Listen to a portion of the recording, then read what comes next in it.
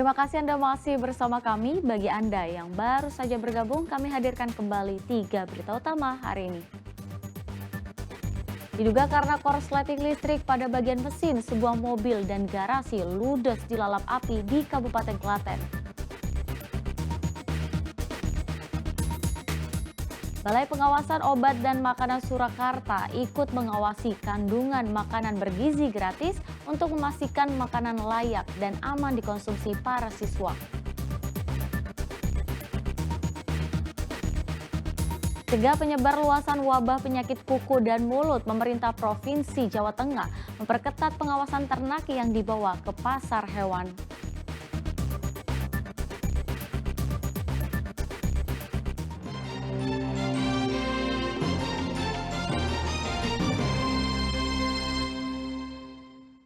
Ya, pengawasan kelayakan makanan bergizi gratis dilakukan di Balai Pengawasan Obat dan Makanan Surakarta. Pengawasan untuk memastikan kandungan gizi makanan layak dikonsumsi para siswa.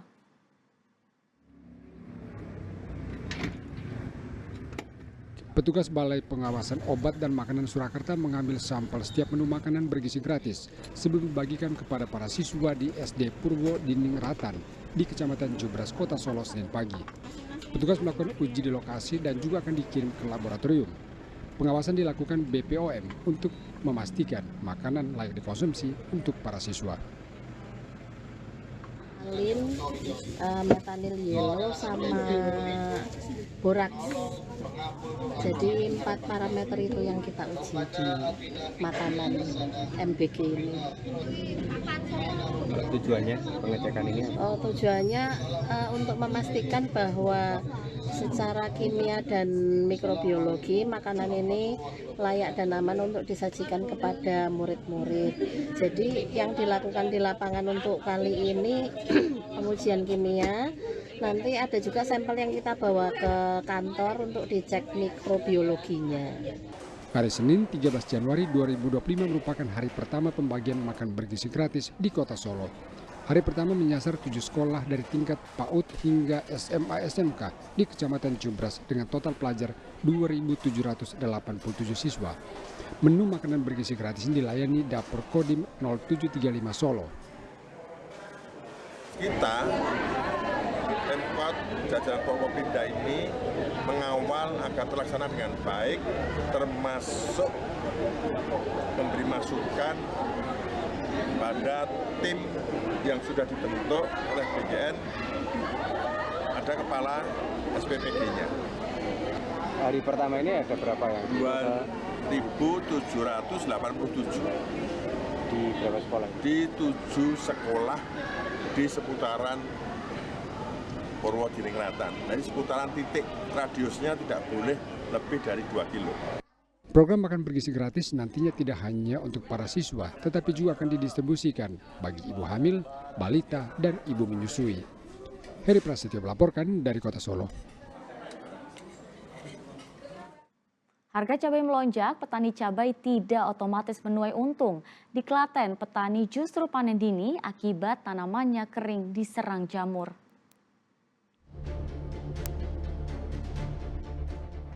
Di tengah mahalnya harga cabai di pasaran tidak semerta-merta menjadi berkah bagi petani cabai. Petani cabai rawit di Klaten justru terpaksa memanen dini lantaran tanamannya kering diserang jamur. Tanaman hingga buah cabai rawit di Desa Bulan, Kecamatan Wonosari ini banyak yang layu dan mengering. Mengantisipasi kerugian, petani memanen cabai rawit yang masih hijau. Langkah ini terpaksa diambil meski harga jualnya anjlok menjadi Rp30.000 per kilogram. Kondisi mengeringnya ini sudah sejak kapan Pak ini Pak? Hampir 3 minggu. 3 minggu ya. Awal mulanya seperti apa Pak itu Pak tanamannya? Tanamannya cuma sedikit-sedikit, lama-lama layunya banyak nular gitu loh.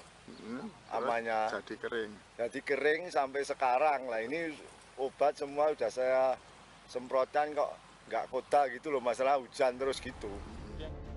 Sedang jumlah panen pun ikut anjlok. Untuk lahan seluas 2.000 meter persegi yang biasanya dapat memanen 3 ton cabai, saat ini hanya mampu mencapai 1,5 ton cabai. Krisna Agung melaporkan dari Kabupaten Klaten. Ya, guna mengantisipasi penyebaran wabah penyakit mulut dan kuku pada hewan ternak, pemerintah Provinsi Jawa Tengah memperketat lalu lintas hewan ternak menuju pasar hewan.